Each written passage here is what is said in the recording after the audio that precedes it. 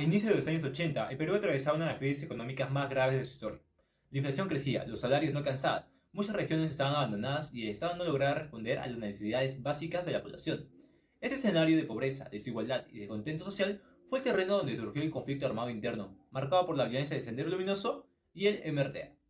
Escogimos estos tres temas porque definieron profundamente la historia reciente del Perú, la crisis económica de los años 80, la lucha contra la subversión y el posterior declive del terrorismo acompañado del crecimiento económico y el regreso del autoritarismo.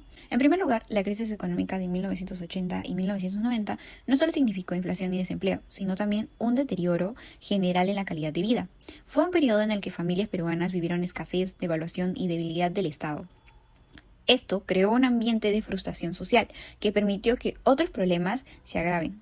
En segundo lugar, la lucha contra la subversión marcó profundamente al país. Tanto Sendero Luminoso como el MRTA generaron violencia, miedo e incertidumbre, afectando especialmente a las zonas más vulnerables.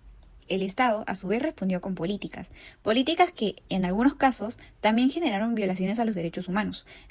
Analizar esto nos permite entender la complejidad del conflicto y sus consecuencias humanas. Finalmente, el declive del terrorismo a los finales de los 80 y comienzos de los 90 permitió cierta recuperación económica, pero al mismo tiempo abrió paso al retorno del autoritarismo. Este periodo realmente demuestra que el crecimiento económico no siempre va de la mano con el fortalecimiento democrático.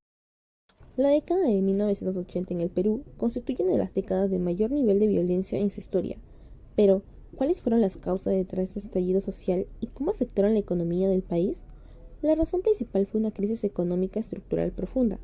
Como señala Efraín González, el modelo de crecimiento peruano se encontraba ya en quiebra en los años 70, ocasionando una hiperinflación, un desempleo crónico de la población y una deuda externa aplastante. Los planes de ajuste solo fueron capaces de empeorar la situación, pues millones de personas fueron sumidas en la pobreza y la desigualdad se amplió incluso más. Esta crisis no solo fue una cifra en un gráfico, supuso la exclusión masiva de campesinos y de los barrios pobres urbanos, que quedaron fuera de cualquier oportunidad. En palabras del informe de la Comisión de la Verdad para Lima, fueron precisamente estos sectores marginados y jóvenes educados, pero sin futuro, donde los grupos como Sendero Luminoso encontraron un terreno muy adecuado para afianzarse. La crisis económica se convirtió en el caldo de cultivo para la violencia política. Por eso, en este video no solo hablaremos de la historia general del terrorismo, también escucharemos testimonios de personas que vieron el impacto económico en carne propia. Buenos días, el día de hoy estamos entrevistando al señor Carlos Camacho, que es sociólogo. Ahora vamos con las preguntas. Como primera pregunta tenemos, ¿en qué afectó la etapa del terrorismo en el lugar donde usted vivía?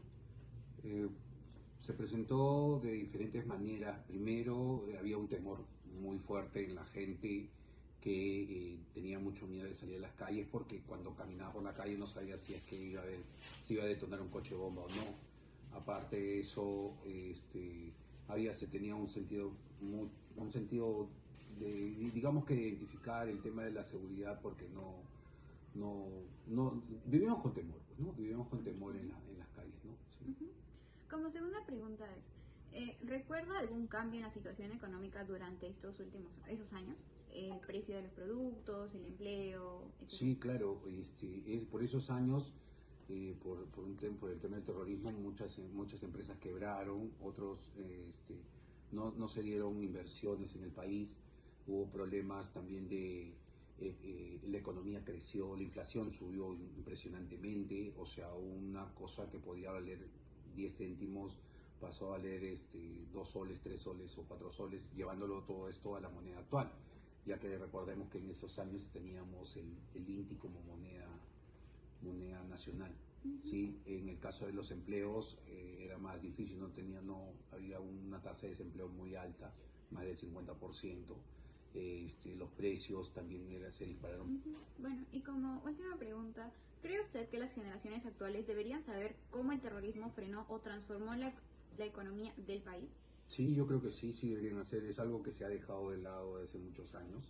Sí, se ha quitado precisamente algunos cursos que deberían de ser interesantes de volver a retomar, como por ejemplo el tema de educación cívica, historia del Perú, historia universal y básicamente historia del Perú, digámoslo así, contemporánea, que que nos diga a nosotros cuáles fueron esos problemas que tuvimos en ese momento y para que no se repita. Al no saber cuál fue el problema básicamente que nos pasó durante esos más de 10 años que tuvimos de terrorismo, vivimos condenados a repetir lo mismo, ¿sí? Y en ese caso debería darse en las escuelas los cursos de historia precisamente que hablen de ese espacio. Lo único que se tiene son en algunos cursos donde se habla una pequeña parte y de ahí desaparece el tema, no se vuelve a hablar, ¿no? Y cuando hemos tenido, por ejemplo, que fue la etapa más sombría de nuestro país, ¿no? Ok, muchas gracias. De nada. Ahora entrevistaremos a Karina Trivelli, quien es administradora de empresas. La primera pregunta es, ¿en qué afectó la etapa del terrorismo en el lugar donde usted vivía? Bueno, yo vivía en esa época en Breña y sí era complicado el poder salir porque siempre había el temor de que por ahí hubiera algún coche bomba y justamente a la espalda donde yo vivía se encontraba la casa del alcalde de Breña y en una madrugada pusieron un coche bomba, cual nos despertó a todos los vecinos porque ya el terrorismo había llegado a invadir casi todo lo que era Lima. Lo que en algún momento sentimos que era solamente en el interior del país, ya había llegado a Lima y ya nos amenazaba a nosotros también. ¿Recuerdas algún cambio en la situación económica durante esos años? Como el precio de los productos, el empleo. Sí, porque fue la época, en primera instancia de Fernando Belaúnde Terry y luego el gobierno de Alan García, un primer gobierno que todos sabemos que fue un gobierno en el cual hubo mucha inflación, lo cual significaba que los precios se elevaban, y no solamente se elevaban, sino que para conseguirlos tenías que hacer colas grandes para que puedas de repente adquirir un tarro de leche, para que puedas adquirir el pan, y todos los precios se dispararon. Y justamente ahí es lo que viene la primera parte del gobierno de Alan García, que es la inflación. Muchas gracias.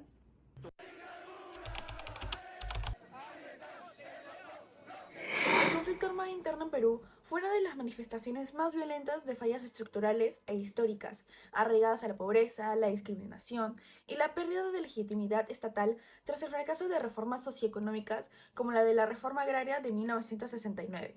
La decisión de Sendero Luminoso de recurrir a la violencia detonó una crisis de derechos humanos donde el terrorismo fue la principal herramienta para generar miedo, afectando severamente a la población civil, especialmente en las zonas andinas. La respuesta del Estado al problema fue doblemente inadecuada. No solo falló en resolver las causas profundas antes del estallido, sino que también, durante el conflicto, recurrió al autoritarismo y a graves violaciones de los derechos humanos, lo que magnificó el trauma social en lugar de mitigarlo.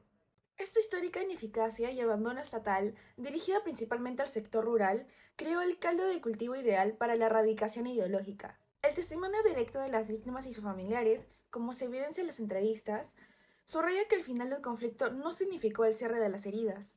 La consecuencia más dolorosa y persistente ha sido el trauma psicosocial y la afectación de la dignidad de las comunidades que sufrieron el abandono.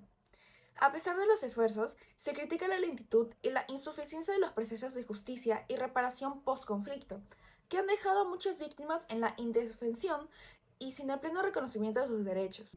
La lucha por la memoria, la ubicación de los desaparecidos y la reivindicación de su historia se convierte, por lo tanto, en un acto de resistencia frente al olvido y la indiferencia, destacando que la justicia y la reparación son procesos continuos y no meros de actos administrativos.